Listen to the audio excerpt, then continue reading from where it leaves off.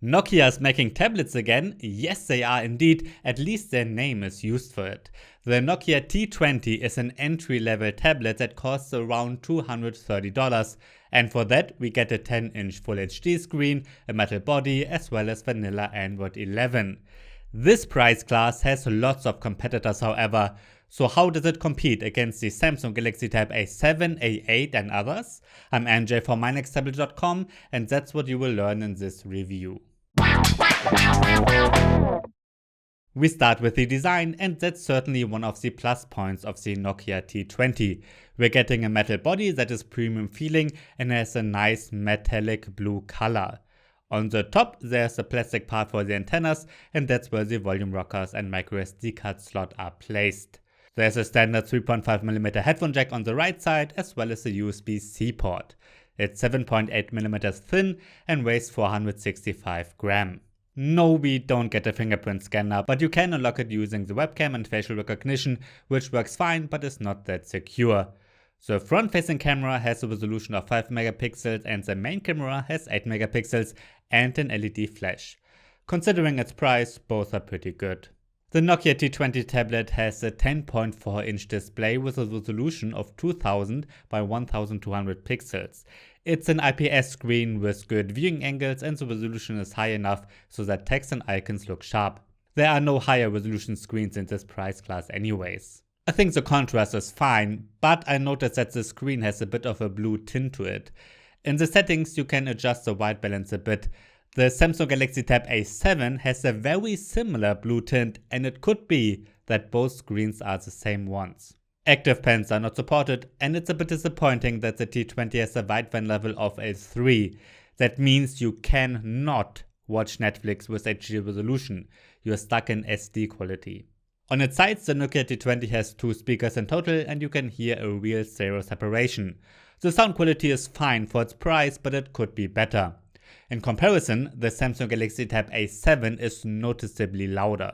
Inside the Nokia T20 tablet sits a pretty rare Unisoc Tiger T610 processor with 4GB of RAM and a 64GB internal storage. There's a version with integrated LTE as well. You can see in my benchmark comparison that the graphics performance of the Nokia T20 in Geekbench 5 is above the Samsung Galaxy Tab A7. However, that competitor has a better CPU multi-core performance. In 3D Mark, the graphics performance from Nokia is better again.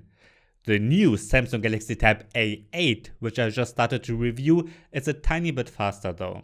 My gaming test confirms those benchmark results. I was able to play PUBG Mobile with HD graphics and the game runs great and looks great with those settings. On the Samsung A7 you can select balanced settings only, so one setting below the Nokia. With that being said, the Galaxy Tab A8 can handle HD graphics too. The operating system itself runs surprisingly smooth. I think that's due to the solid chipset, but also because we get standard vanilla Android for the most part. Sure, it's not as smooth as a premium tablet, but it does run very well for its price class and multitasking is possible too. Let's get to the software. The Nokia T20 tablet ships with Android 11 without a custom UI. It's vanilla Android, including tons of pre-installed Google apps and the Google Entertainment Space. With that one you can get an overview over your entertainment content from Netflix, Prime Video, Kindle Books, YouTube and others. The Google Kids Space is included too, which is the Kids mode. Some other apps are pre-installed like ExpressVPN, Netflix, Spotify and the Amazon Shopping app. Those are ads of course, which are free anyway and you can just uninstall them. How is Nokia going to handle updates? Well, we don't have any reference here, so it's unclear if it will ever get Android 12 or 13. Samsung is very good with updates and usually releases 2 or 3. And if you get a Lenovo tablet, you often get at least 1. But I have no idea how Nokia will handle this. In my standard battery test, the Nokia T20 got a runtime of 6 hours. For this, I'm always looping an HD YouTube video with maximum brightness. So, is the Nokia T20 a good tablet? Well, it's at least a solid one. The build quality is great for its price, the graphics performance is good, and I love that we get pretty pure vanilla Android. Other aspects like its screen and speakers are fine for its price, but could be better.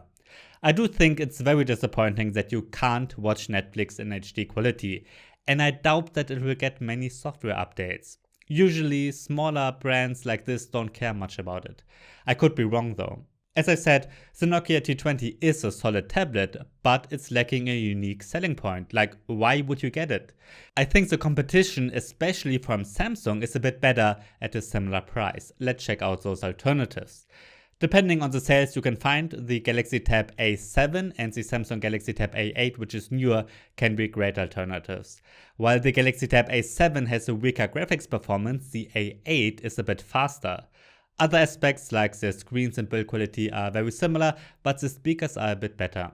And you can watch HD Netflix on both Samsung, and I'm pretty sure that they will get much longer updates. On a negative note, the Samsung tablets start with 32GB storage only. If you want another affordable tablet with 64GB of storage, you can check out the Lenovo Tab P11, which is a bit pricier. The performance is on a similar level as the Samsung A7. It has a good and a little bit bigger 11-inch screen, almost pure Android 2, as well as a metal body. Here you can get an official keyboard cover and even an active pen if you like. While it's been released with Android 10, it got an update to Android 11 already, but I don't think it will ever get Android 12.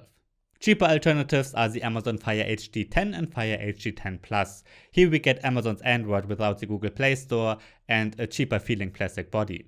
However, the 10-inch screens are good, HD Netflix is supported, and the performance is on a similar level as the Nokia. They are a great alternative if you want to save some money and are using all of Amazon's services anyways. They are deeply integrated into the software.